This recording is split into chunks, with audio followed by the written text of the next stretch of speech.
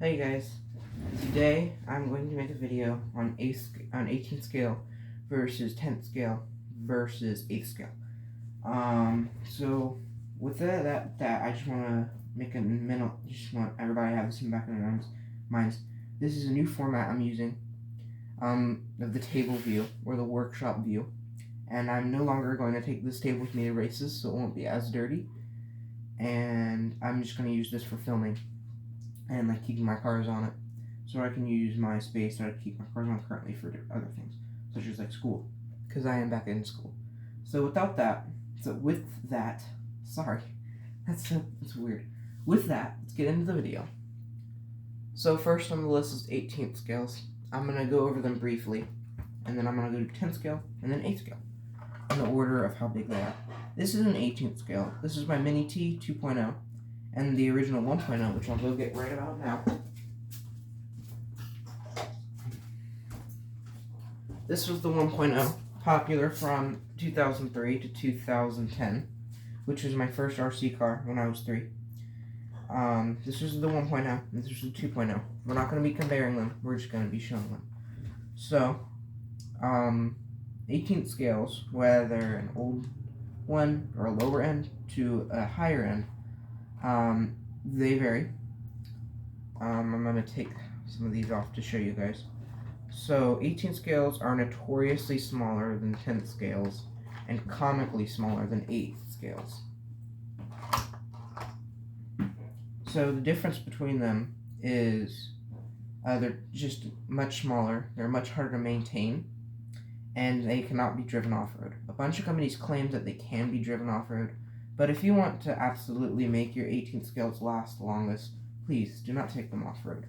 They are a bit harder to maintain because all of their parts are extremely small and more screws are small. And some of the lower end kits, like this guy here, they don't use screws at all. They pop the things out. I'll give you an example. Ooh, goodness.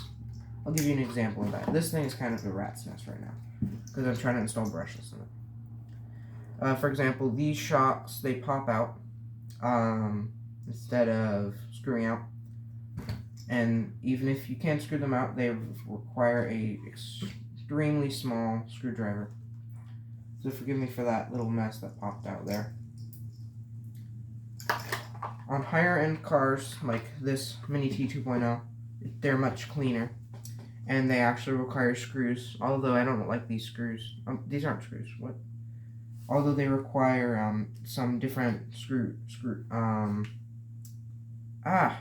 different screwdrivers called hex heads. You can look them up. MIP makes some great ones, although they're extremely expensive.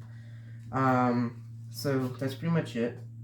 Besides, most RC cars will combine, most 18th scales will combine the receiver and ESC into one. And their motors are notoriously smaller than 10th scales. So I'm going to put these guys off to the side and show you a 10th scale.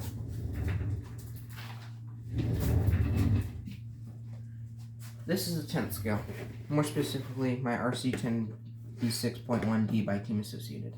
This is a race car, so it may differentiate between your bashing car.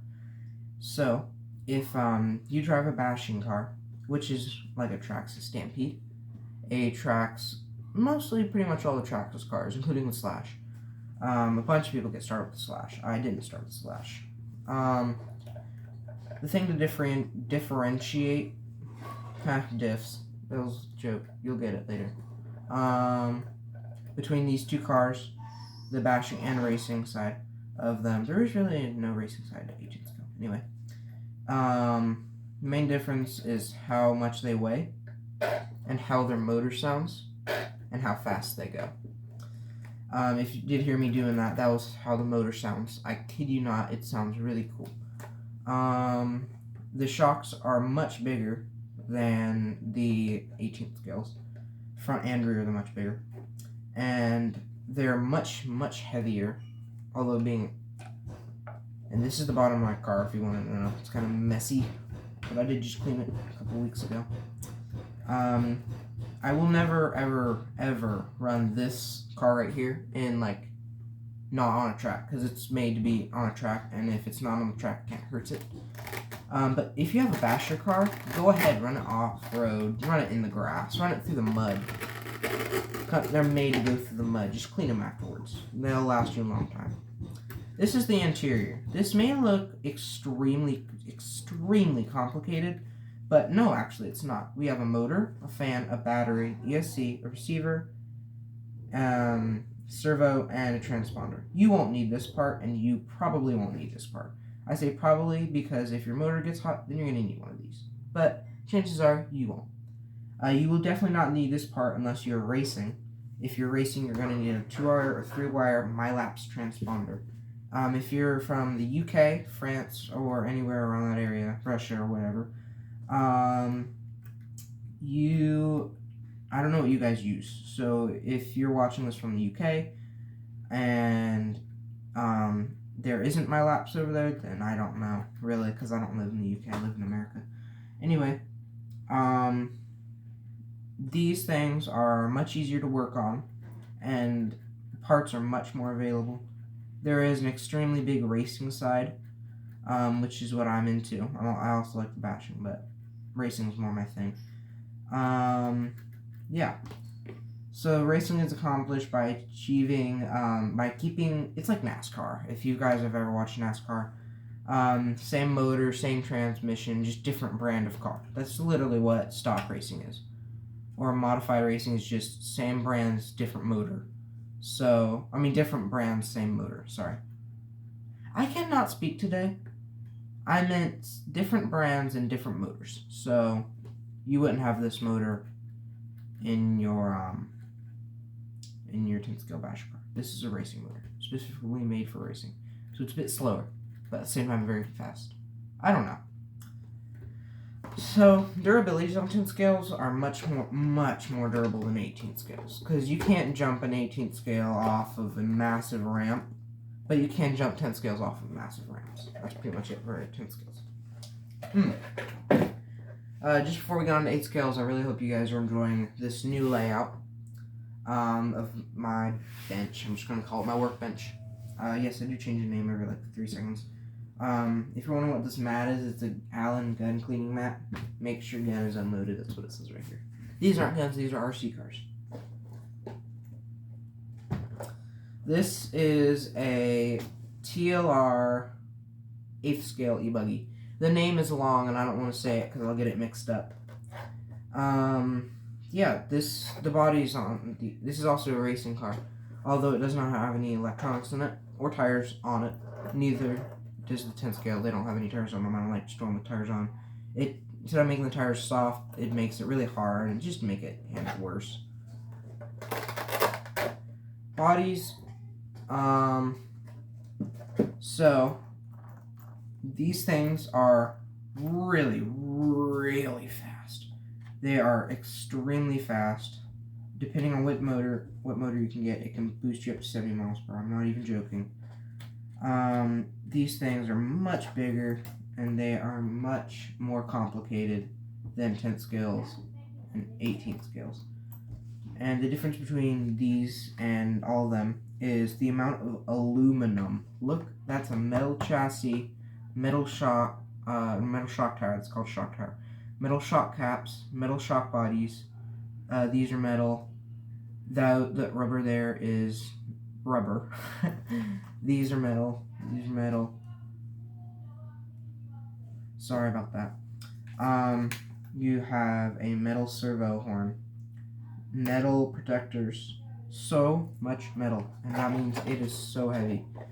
When this thing is fully done, it's going to be around 5 pounds. And that stand is stuck on it. The wings are much bigger and they're made of much more durable plastic. And they are just really fast. And I would not recommend you get an 8th scale just to begin with, for reasons that I'll tell in a second. They are much faster than what you should get as a beginning car. I see a bunch of these people with like VXLs for their beginning car, and they just can't control them. VXLs is a very strong motor for 10th scales. So I would save 8th scales until you graduate from the 10th scale or 18th scale class, because these things are just really fast, and they're extremely durable. I just would not get one of these first car because they're complicated, but they are just a bit easier to work on. They just have so many moving parts, and if you're new and you're driving around a lot of people, and yeah, if you are driving around a lot of people, please just if you're gonna have an A scale, don't take my advice, but if you are going to get an A scale as your first car, please make it where nobody is, or drive it where nobody is going to be, because if you try to drive an 8th scale in a heavily populated area like let's say New Orleans in the USA, or like London or something like that, you're gonna have a lot of trouble with the police, because they're gonna be coming after you constantly because you hit this kid or because you mowed down this old lady. So do not drive these in heavily populated areas. With that, these things are really fast and they're really durable. I could probably go run this into a wall and it would probably be 100% fine. But still, don't for these issues. I'm sorry. Okay, so they take massive 4-cell batteries, 4-cell with 6-cell batteries. Motor's about this long. Looking for the ESC would be about this big. Servo would be about this big, and I don't know what this thing is. I think that's a receiver box. Oh, that's a massive, massive, massive receiver box. This right here, this part right here, you may notice, it's called a center differential. So I could move the front end in separately. So like, if you wanted to make this car a 2-wheel drive, essentially you would just have to put extremely light fluid. So it would go none to the front, all to the rear. Or if you want to make a front-wheel drive car, I don't know why you would, unless you were making an 8th scale on-road car, you would put something back there, or just remove the little things altogether.